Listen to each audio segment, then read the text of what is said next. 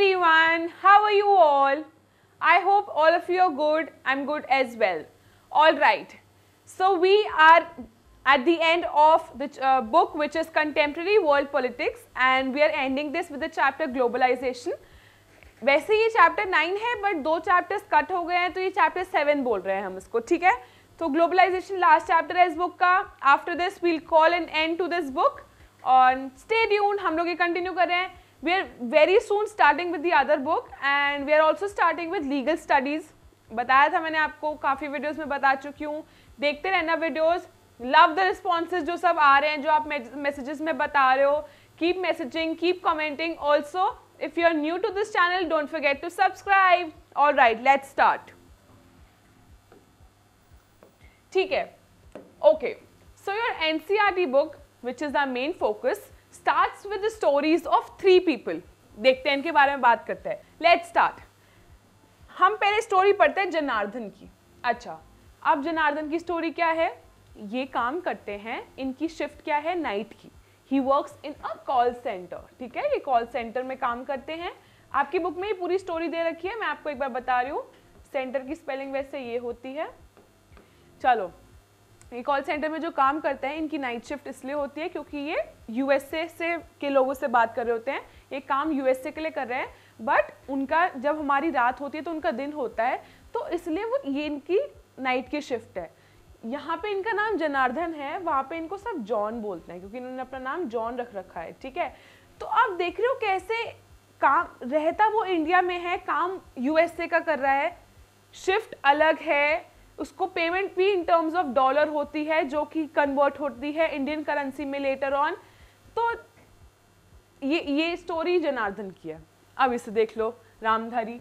रामधारी क्या है? ये अपनी डॉटर को, ही इज अ मैन, ये अपनी डॉटर को दिलाता है एक बाइसिकल जो कि अफोर्डेबल है एंड ऑफ गुड क्वालिटी है. और वो जो बाइसिकल है वो किसकी है? वो उसकी डॉटर की है, जो वो उसके लिए बाय करता है, वो अपनी डॉटर के लिए बाय करता है वो साइकिल. ठीक है, तो ऐसे ही वो एक बार्बी डॉल खरीद के लाता है, उस पर लिखा होता है मेड इन यूएस, साइकिल पे लिखा होता है मेड इन चाइना. तो चाइना के प्रोडक्ट्स इंडिया में आके बिक रहे हैं, यूएसए के प्रोडक्ट्स, यूएसए की बनी बार्बी डॉल ये इसने खरीदी है अपनी डॉटर के लिए. ठीक है, ऐसी सारिका क्या है? सारिका एक लड़की है, पहले स्कूल जाती थी, कॉलेज जाती थी, फिर वो क्या करना चाहती है? वो जॉब करना चाहती है.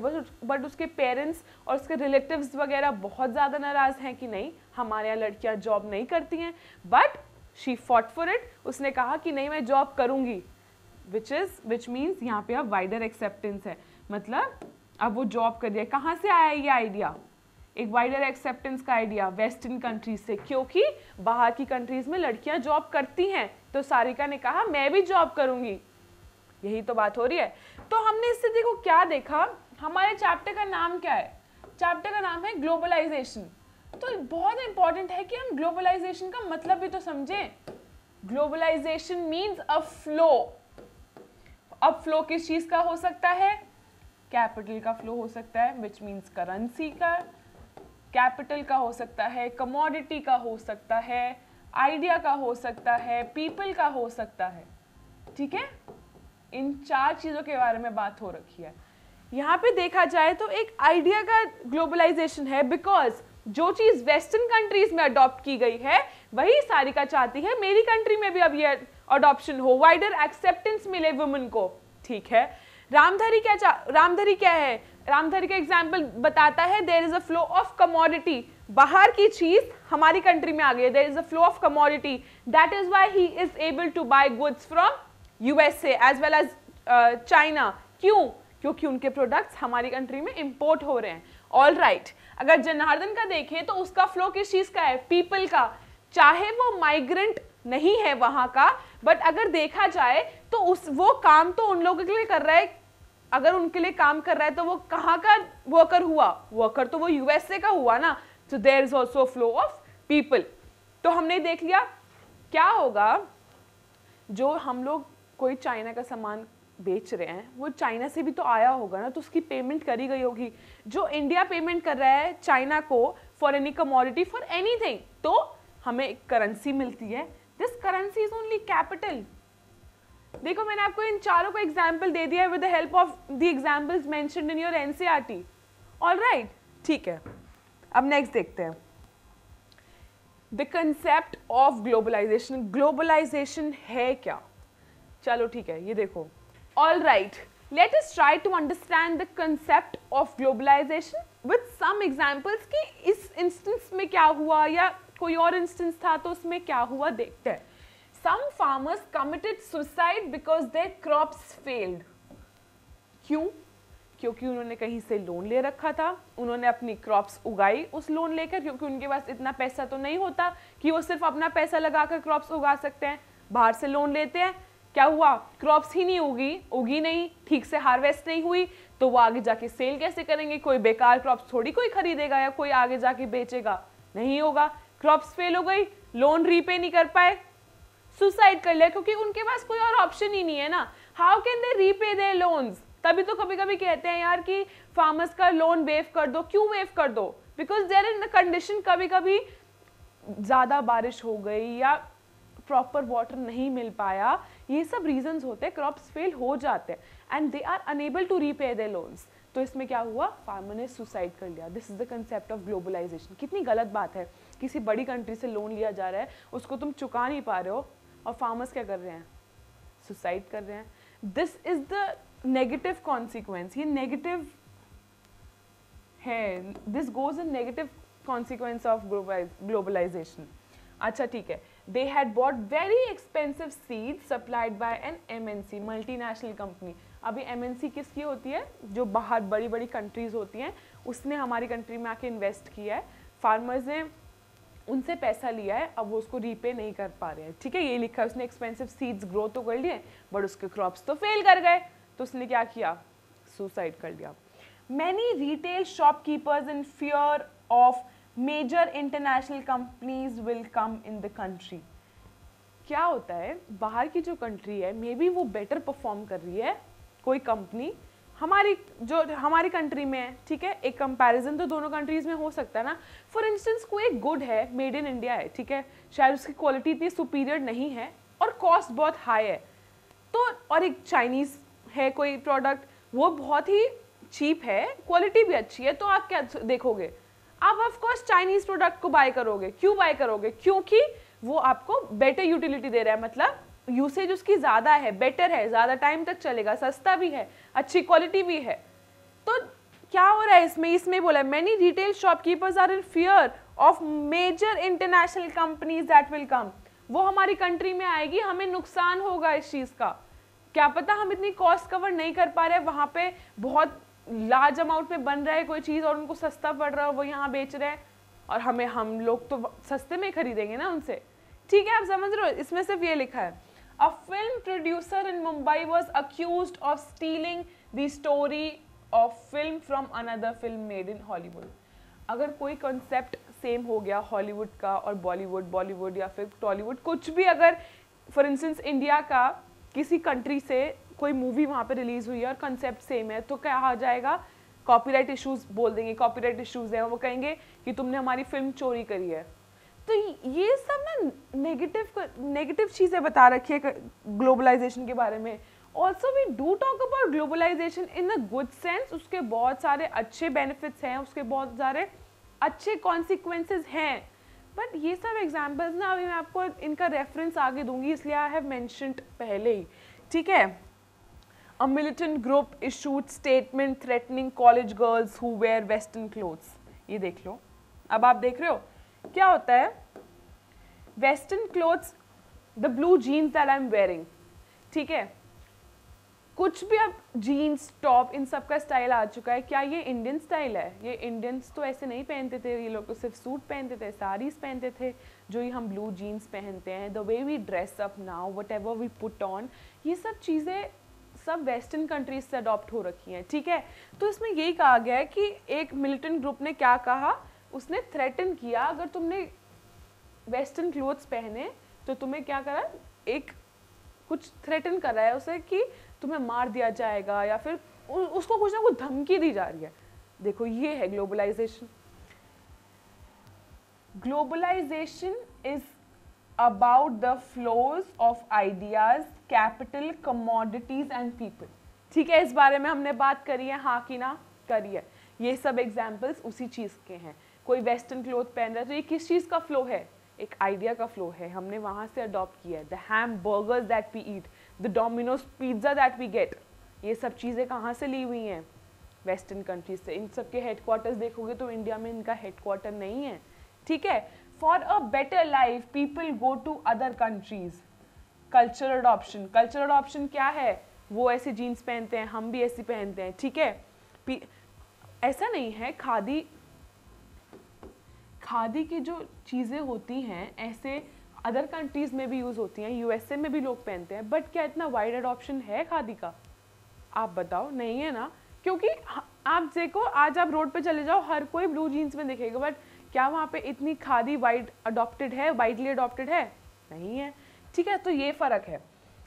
To accept new things and thoughts the way you think. कैसे सारिका ने देखा अपने पेरेंट्स को कैसे कन्विंस कर लिया कि और कंट्री में कैसे होता है, और यही वाइडर एक्सेप्टेबिलिटी हमारी कंट्री में भी होनी चाहिए। उसने आइडिया का अडॉप्शन ही तो किया, एक थॉट में ही तो चेंज लाया। ये सब एग्जाम्पल्स किस चीज़ के हैं? ग्लोबलाइजेशन के हैं। देखो, मिलिटेंट ग्रुप में थ्रेटन किया गर्ल्स को कि अगर तुम पहन के आओगे तो तुम्हारे साथ गलत होगा या कुछ भी। ये सब चीज़ें नेगेटिव हैं या पॉजिटिव हैं, ये तो विद टाइम ही पता लगेगा। But these are all the things that are being bought because of globalisation. देखो, अगर मिलिटेंट ग्रुप ऐसे थ्रेटन कर रहा है तो ये गलत है, ऑफकोर्स। फार्मर सुसाइड कर रहा है तो ये भी गलत है। तो दिस इज सब्जेक्टिव कि ये बात गलत है या नहीं है। ठीक है, चलो अब हम पढ़ते हैं कॉजेज ऑफ ग्लोबलाइजेशन। ठीक है, technology, the invention of telegraph. Technology has bought a lot of changes in our daily life only. आज आप मुझे कैसे देख पा रहे हो? अपने फ़ोन पे देख पा रहे हो, या फिर अपने लैपटॉप पे देख पा रहे हो, अपने आईपैड पे देख पा रहे हो। ये सब चीज़ें हैं क्या? ये है तो टेक्नोलॉजी ही। कोरोना वायरस पैंडेमिक में क्या हुआ है? सब लोग एक कंपनी के और उसके employees, from a college to with students, सब लोग एक दूसरे से इंटरेक्ट क्यों कर पा रहे हैं? Because of technology. ठीक है, this is the concept of globalisation. Globalisation has come a long way because of what? Because of technology. Globalisation का एक कॉज क्या है? टेक्नोलॉजी। टेक्नोलॉजी आई है तभी सब लोग from one country to the other. पहले क्या करना पड़ता था? पहले चिट्ठी लिखनी पड़ती थी, 3 दिन में रिसीव होएगी पहले तो, फिर पीसीओ पे खड़े रहो बात करने के लिए, वहाँ पे जाना पड़ता था बात करने के लिए। बट आज क्या ऐसा है? नहीं, कम्युनिकेशन कितना ईजी हो गया है, ऑल थैंक्स टू टेक्नोलॉजी। चलो पढ़ते हैं। The invention of telegraph. ठीक है, telegraph, telephone and the microchip. Telegraph, telephone, microchip are the good sources of communication between different parts of the world. It is because of this आज हम अपने Canada के relative से या फिर USA में बैठा है हमारा कोई ग्रैंड सन, ग्रैंड डॉटर, जो भी बैठा है वहाँ पढ़ने गया है, वहाँ जॉब कर रहा है, कुछ भी कर रहा है, it is very very easy because of telephone, telegraphs as well as microchips that communication has become very easy.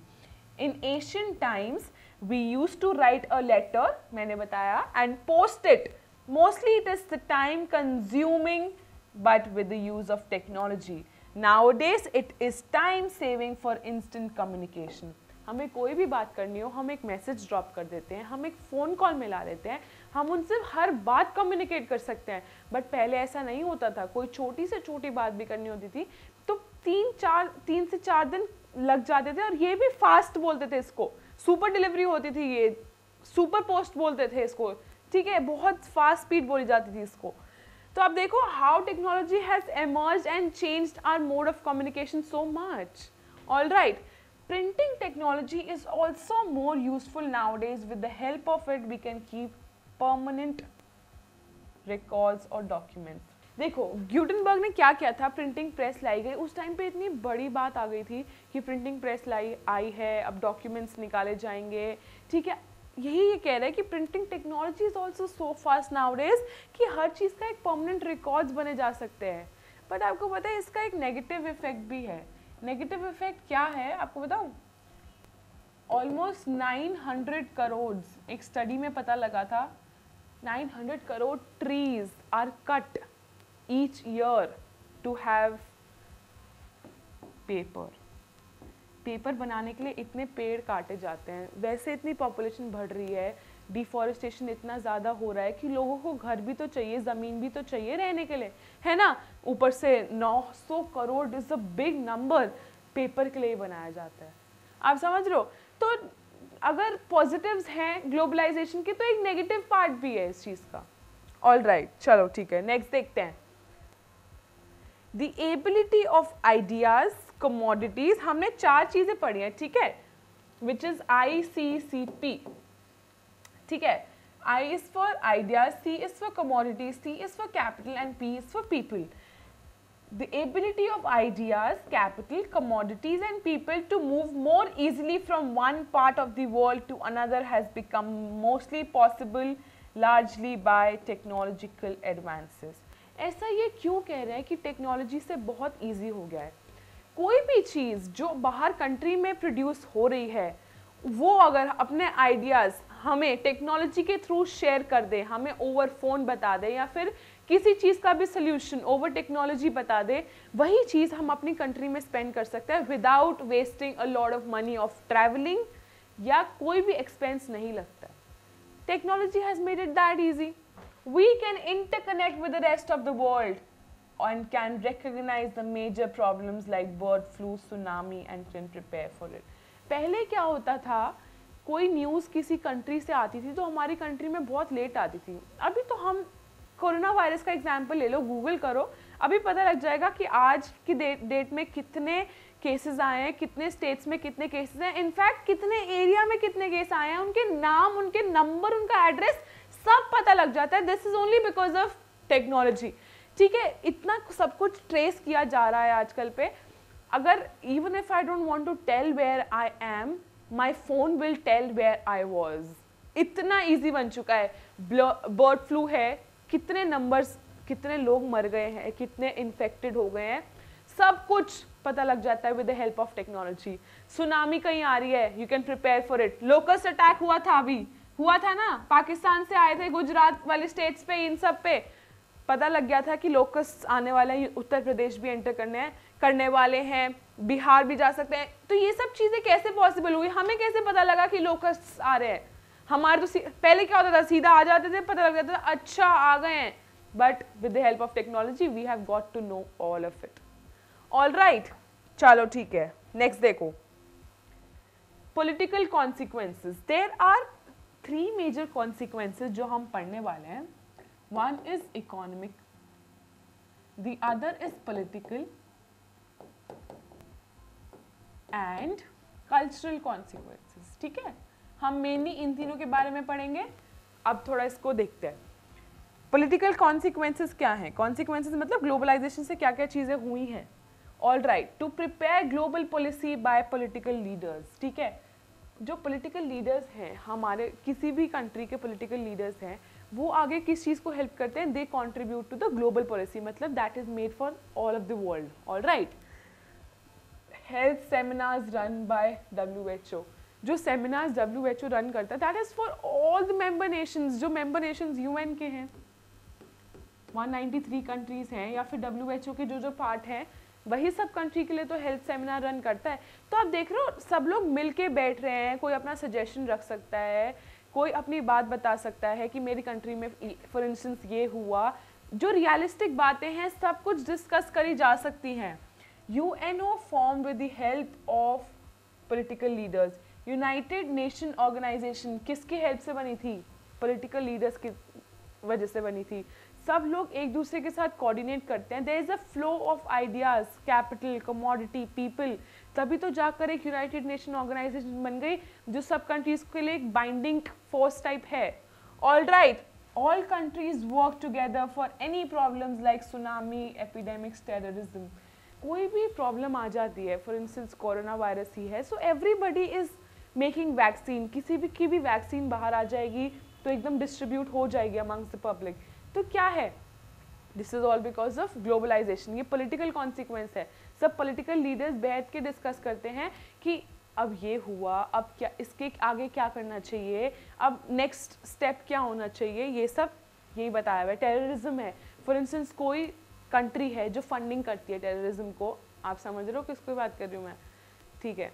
तो ऐसे किसी भी कंट्री की अंदर टेररिज्म कितना है, क्या चल रहा है अंदर, a lot of it can be discussed now. This is just because of globalization. इसके क्या क्या वो हो सकते हैं, बेनिफिट्स हो सकते हैं डिस्कशन के, मे बी वो कंट्री बेटर ऑफ हो जाए आफ्टर डिस्कशन, ठीक है. From the invention of communication technology states have become more powerful. आपस में कम्युनिकेट कर सकते हैं, मैंने आपको यही बताया, ठीक है. इन सब डिस्प्यूट्स के बारे में they can be a discussion, पहले ही पता लग जाएगा क्या होने वाला है, पहले ही प्री मेजर्स ले सकते हैं in advance. Countries are moving towards development with the use of technology. Technology has become so important कि आजकल सब, even if it's political leaders या कोई normal इंसान भी है, they are able to use technology in a very beneficial way. तो इसमें ये लिखा है, develop हो रहे हैं हम लोग with the help of technology. All right, हम लोग को हर चीज़ की information है. People are very much learned nowadays. पहले लोग इतने learned नहीं थे, ठीक है. Government is focusing more on economic, social, market to increase it. ये सब चीज़ें बी टर्म्स ऑफ मनी या सोसाइटी या फिर मार्केट को ये लोग इंक्रीज करने के लिए बात कर रहे हैं, ठीक है. गवर्नमेंट इस चीज़ पे फोकस करती है because wellbeing of human is also important. वो भूखी नहीं रहनी चाहिए, पॉवर्टी लाइन से ऊपर रहनी चाहिए, कोई भी बिलो पॉवर्टी लाइन कोई भी फैमिली ना रहे. तो government is working very hard for it. States are becoming more powerful to establish law and order as well as national security.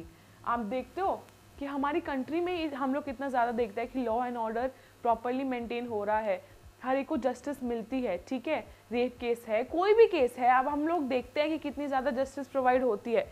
ऐसे इसमें बताया है ग्लोबलाइजेशन में हर कंट्री देखती है कि एक national law and order maintain हो रहा है as well as national security. कोई भी कंट्री हमारी कंट्री को थ्रेटन ना कर रही हो, कोई भी टेररिस्ट ग्रुप आके हमारी कंट्री को ना थ्रेटन कर दे या मार दे या कुछ भी चीज़, this is all national security only. All right, चलो ठीक है. नेक्स्ट देखते हैं economic consequences, the flow of exchange of commodities. चलो नेक्स्ट देखते हैं economic consequences. The flow of exchange of, यही लिखा है, commodities, capital, people and ideas is called economic consequences. They have some economic, they are not called, they have some economic consequences. Economic consequences in terms of money and in the terms of production of goods, production of services we are talking about. Establishment of multinational companies. कोई भी country हमारी country में आकर काम कर सकती है. क्यों कर सकती है?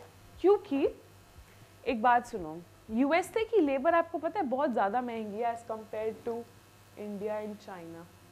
आप तभी देखो इंडिया और चाइना के लोग यूएसए के लिए बहुत काम करते हैं.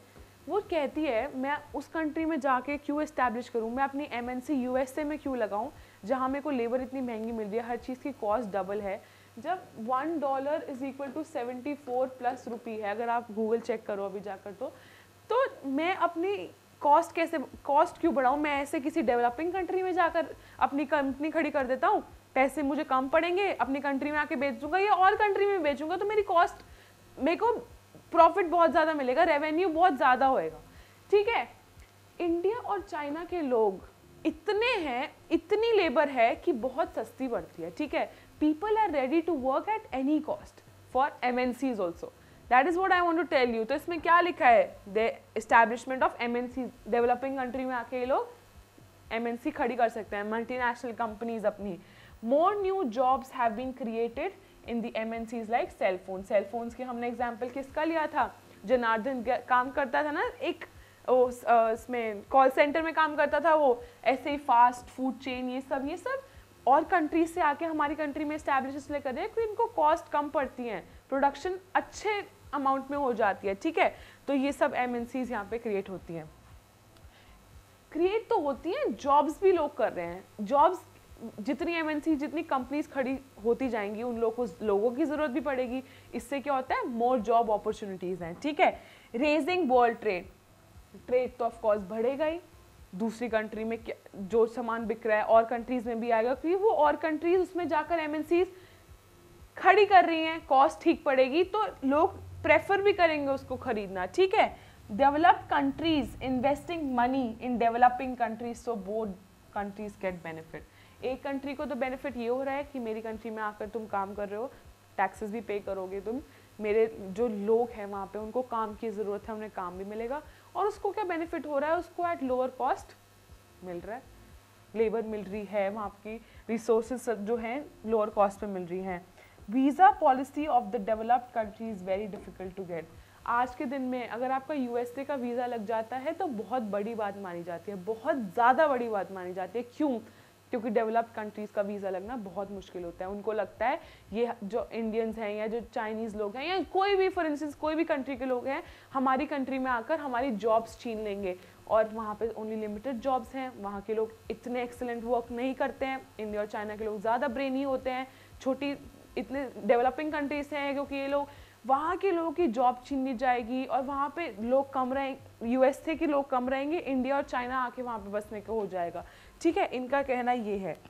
Situation of IMF, WTO, World Bank are very strong at the present time, because इनके हेडक्वार्टर्स एक डेवलप्ड कंट्री में है। IMF का हेडक्वार्टर वाशिंगटन DC में है, वर्ल्ड बैंक का वाशिंगटन DC में है। They are at a very good position, क्योंकि ये पुअर कंट्रीज़ के लिए है तो, बट इतना इनको इतने डॉक्यूमेंट्री नीड्स होती हैं, इनसे लोन लेना इतना आसान बात नहीं होती है।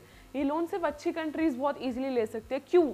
क्योंकि एक तो उनका हेडक्वार्टर वहाँ पे है, ऑल्सो क्योंकि वो इतने अच्छे पोजीशन में होती है कि वो इनसे लोन ले ले, and they are very very strong, they are ready to help also, ये पैसा देने के लिए तैयार भी होते हैं। Alright, services regarding internet and computer are increasing rapidly. This all comes in internet और कंप्यूटर, ये सब टेक्नोलॉजी में ही आ गया। ठीक है, ये सब सर्विसेज बढ़ रही है। This is the economic consequence. Economy of poor countries is ruined by developed countries. अब डेवलप्ड कंट्रीज यहाँ के इस्टेब्लिश कर रही है, production of goods and services उनका हो तो रहा है, बट सर्विसेज तो उनके पास जा रही है ना, production and goods of services तो उनका हो रहा है। Are people are working for them, are people are not working for Indian companies. हमारी तो कोई ग्रोथ नहीं हो रही ना इकोनॉमी की, आप समझ रहे हो, हमारी GDP ग्रोथ नहीं हो रही है इस सेंस में। As if we talk about producing goods here in India, we are producing goods for somebody else. All right, एक इकोनॉमिक बेनिफिट नहीं है इसका, बट इकोनॉमिक कॉन्सिक्वेंस है कि इससे ये हो रहा है। Restrictions on the imports and movement of capital has been reduced. क्या होता है, लोग चाहते हैं कि हम सेल्फ सफाइज करें, मतलब सेल्फ सफिशिएंट बने। हम अपनी कंट्री जो हम बाहर की कंट्री से मंगा रहे हैं, क्यों ना हम अपनी कंट्री में ऐसी चीज़ बना ले, हमें सस्ती भी पड़ेगी, और क्या होगा कि मेड इन इंडिया का टैग भी होगा, हमें किसी और कंट्री को पैसे भी नहीं देने पड़ेंगे। जो इंडियन अमाउंट है, इंडियन रुपी है, वो हमारी इंडिया में ही रहेगा, किसी बाहर कंट्री में नहीं जाएगा। ठीक है, कैपिटल रिड्यूस हो चुका है, इम्पोर्ट्स भी रिड्यूस हो चुके हैं इसी वजह से। ठीक है, ये एक आपकी डायग्राम दे रखा है ग्लोबलाइजेशन के ऊपर ही है ये। ठीक है, ये बोलता है, ये दिस बोलता नहीं है, ये बोलती है, ये मदर्स है, ये अपने बच्चे को कहती है finish your dinner, there are people in India and China who are starving. मतलब ये चाइना और इंडिया के लोग बहुत भूखे हैं, वो आके तुम्हारी जॉब छीन लेंगे। ये यूएसए की कंडीशन बता रहा है, आपको पता है, ये देखा जाए तो एक यूएसए की कंडीशन है, क्योंकि यूएसए में चाइना और इंडिया के लोग इतने हैं, वो इतना काम करते हैं यूएसए के लिए, लेबर सस्ती है ना, तो उसका कहने का मतलब है कि काफ़ी लोग अभी भी खाली बैठे हैं। अगर यूएसए का इंसान नहीं पढ़ेगा, कुछ करेगा नहीं, तो कैसे कुछ होएगा, कोई जॉब वॉब नहीं लगेगी तुम्हारी। इसमें देखो लिखा है finish your homework, there are people in China who are starving for your job, क्योंकि वो चाहते हैं कि यूएसए की जॉब चाइना और इंडिया करे, बट अगर तुम पढ़ोगे नहीं तो अच्छा सही नहीं होगा। ठीक है, तो इसमें यही लिखा है, कुछ लोग भूखे, अपना खाना जल्दी से खाओ, ठीक से पढ़ो, क्योंकि इंडिया और चाइना के लोग कैसे हैं, वो लोग तुम्हारी जॉब छीन लेंगे। ठीक है, इस कार्टून का मतलब यही है। ठीक है, कल्चरल कॉन्सिक्वेंसेज देखते हैं। Change in our food choices like burger, मैंने बताया कल्चर क्या होता है, the what we wear, what we eat, what we think, ये सब कल्चर होता है। ठीक है, तो आपको क्या बता रही थी, there is a change in our food choices, the hamburgers that we eat, masala dosa, ये सब हमने या हमारी कंट्री से कहीं बाहर जा रहा है, या हम उनकी कंट्री से हमारे पास आ रहा है। ठीक है, the pizzas that we eat, ये सब हमारा ओरिजिनल तो नहीं है। चेंज इन आवर लाइफस्टाइल, जैसे हम लोग जीने लग गए हैं, जैसे हम लोग सोचने लग गए हैं, जो सब हम लोग पहनने लग गए हैं, जैसे हम जाते हैं आते, मतलब हर चीज़ लाइफस्टाइल क्या हो रही है, बहुत चेंज होता जा रहा है। दिस इज़ ऑल कल्चरल, जो हमारे एंसेस्टर्स करते थे उससे बहुत बहुत डिफरेंट है हम लोग। ठीक है, change in wearing clothes like blue jeans का एग्जाम्पल मैंने आपको दिया. Wear all around the world. In India everyone wears it, but in US some only wear khadi kurta on jeans. ठीक है, खादी कुर्ता इतना प्रेवलेंट नहीं है जितनी ज़्यादा ब्लू जीन्स है हमारी कंट्री में. We are adopting western culture more and they are adopting very less. हम तो बहुत ज़्यादा अडॉप्ट कर रहे हैं बट वो लोग बहुत कम अडॉप्ट कर रहे हैं हमारी कंट्री की चीज़ों को. We are celebrating their festivals like Christmas, Valentine's Day. ये सब देखा जाए तो है तो बाहर की कंट्री के festivals and we celebrated like it is our own festival. ठीक है, अब वो लोग दिवाली सेलिब्रेट करते हैं नहीं करते, I doubt. Only Indians go and live there तभी वो लोग सेलिब्रेट करते हैं. Trend of foreign movies. Hollywood, I don't think any of you want to see Bollywood या फिर कोई हिंदी मूवीज आप लोगों में से देखना पसंद करता है. सब लोग तो बहुत हॉलीवुड जा रहे हैं या इंग्लिश मूवीज़ देखना ही पसंद करते हैं. Hollywood music is liked by most of the people. Hollywood का चाहे म्यूज़िक है, मूवीज़ हैं, सब लोग वही पसंद करने लग गए हैं. Condition of woman working condition is better than before लिखा है इसमें. ऑफ कोर्स वुमेन को आजकल बहुत जस्टिस मिल रही है. किसी भी कंपनी में जाओ आजकल तो मैटरनल लीव भी मिलती है, सब कुछ मिलता है. ठीक है, तो मेंस्ट्रुएशन लीव देने लग गया है ज़ोमैटो. तो ये सब क्या है, वुमेन को अपलिफ्टमेंट ही तो है ना कि हाँ वुमेन का रिकग्निशन है. Conservative thinking has been changed.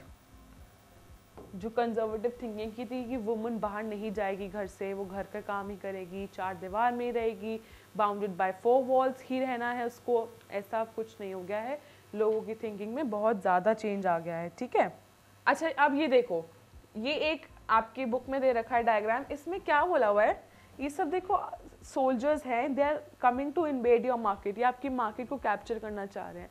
अब आप एक बात बताओ, इंडियंस कितने ज़्यादा इनसिक्योर है अपनी जॉब्स को लेकर, आपको पता है, जॉब्स को लेकर. और वो लोग चाहते हैं कि यार सामान जो इंडिया का बन रहा है लोग इंडियन सामान को प्रेफरेंस दे, बट नहीं, बाहर की कंट्रीज़ को ज़्यादा प्रेफरेंस देते हैं. क्यों? कॉस्ट कम पड़ती है, अफोर्डेबल तो होता ही है, क्वालिटी बहुत अच्छी होती है, बहुत ही सुपीरियर क्वालिटी होती है.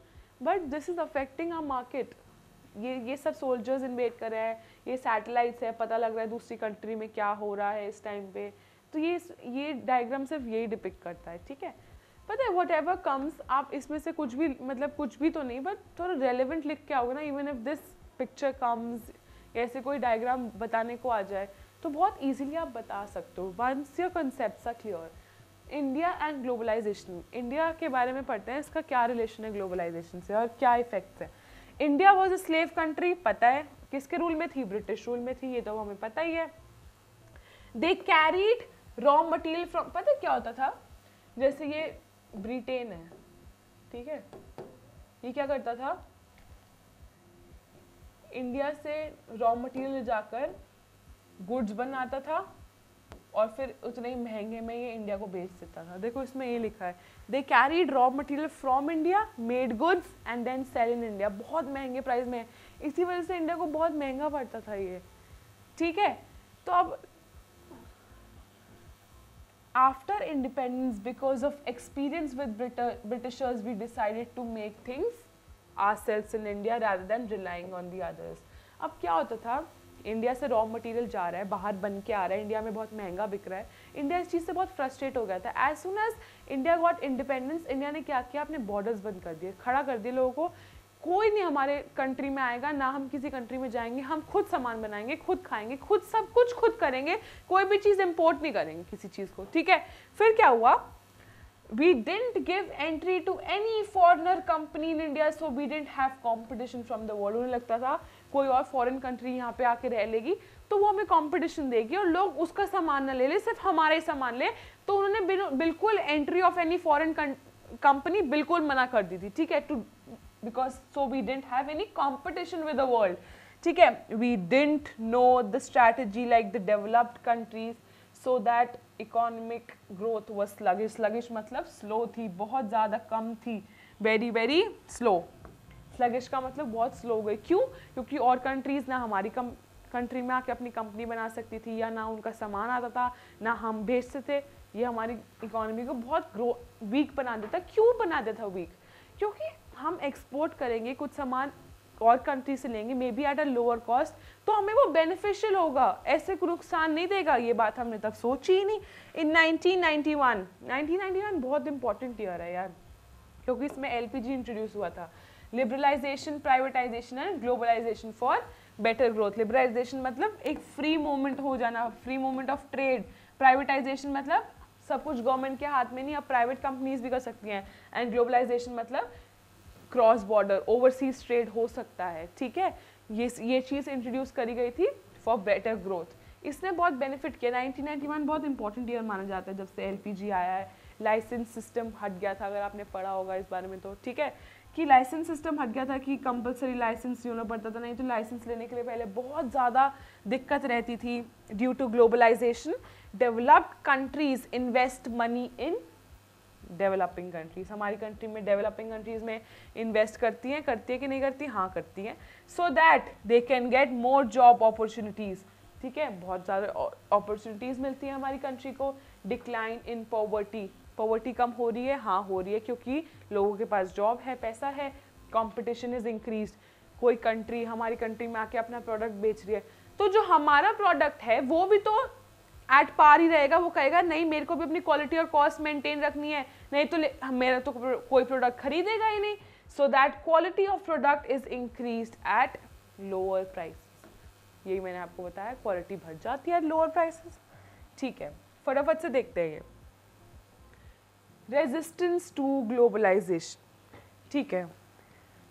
Criticism of globalisation is done both by the left and the right parties. अब लेफ्ट पार्टीज कौन सी होती है और राइट पार्टीज कौन सी होती है? लेफ्ट पार्टीज वो होती हैं जो सोशलिज्म को सपोर्ट करती है, और राइट पार्टीज होती है जो कैपिटलिज्म को सपोर्ट करती है। यार ये तो हमने 10th में भी पढ़ा था, कैपिटलिज्म और सोशलिज्म का तो हम शुरू से ही पढ़ते आ रहे हैं, इसका डिफरेंस तो, ठीक है। कैपिटलिज्म को सपोर्ट करते हैं तो वो राइट पार्टीज होती है, जो सोशलिज्म को सपोर्ट करती है वो लेफ्ट पार्टीज होती हैं। Right party is against the foreigner TV channels because it is ruining their culture and most affects their youth।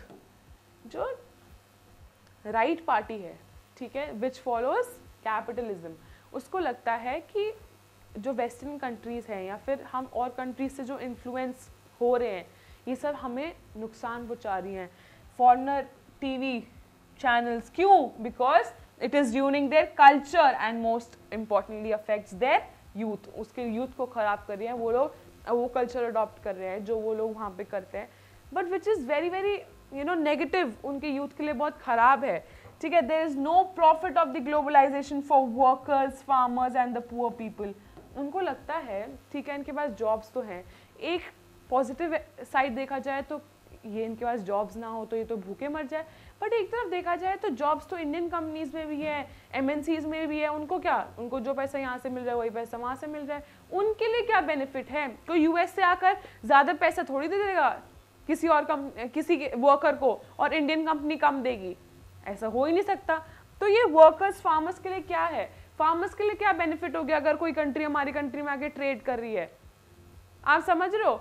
उसका जो प्रोड्यूस होता है वो तो गवर्नमेंट ही एक्वायर करती है, गवर्नमेंट आगे बेच सकती है, वो खुद थोड़ी बेच सकता है, किसी को एक्सपोर्ट कर सकता है। Globalisation has many advantages and disadvantages, मैंने आपको यही बताया था, ठीक है।